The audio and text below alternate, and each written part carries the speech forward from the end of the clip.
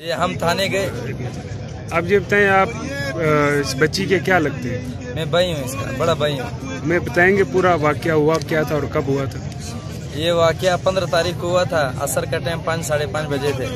हमने दुकान, सब्जी की दुकान है, हम बंद करके हम घर आए। हमने पूछा छोटी बहन किधर है, तो अम्मी ने कहा साथ पड़ोसियों के खेलने गई। हमने अफ्तारी की, उसके बाद इसको पड़ोसियों के घर गई, नहीं मिली। फिर ढूंढते रहे फिर भी नहीं मिली। 10 साढ़े 10 बजे हम गए थाना, शहजाद टाउन थाना गए। उधर गए तो उधर पुलिस लिखने वाले नहीं है जी। उधर खड़े 12 बजे उन्होंने दरखास्त जमा किया। 5 दिन हम जलील होते रहे। 5 दिन के 5वें दिन हम SHO साहब के पास गए कि अब ये हमारी बहन का क्या हुआ, लापता है। घर में लोग, अम्मी रो रही है, न रात का पता न दिन का पता। SHO साहब ने कहा जी ये तो हालात ऐसे बताते हैं कि अपनी मर्जी के साथ किसी के साथ गई है। तो ये 10-11 साल की बच्ची है, इतना ये बेअकल है कि ये अपनी मर्जी के साथ जाए अपना घर को छोड़ के। इतनी बड़ी भी तो ये नहीं है। तो SHO साहब ने कहा जी ये तो टांग के ऊपर टांग लगा के तो आराम से अपने बच्चों के साथ SHO साहब थाने में खेल रहे थे और हमें बोल रहे थे आपकी बच्ची किसी के साथ गई है।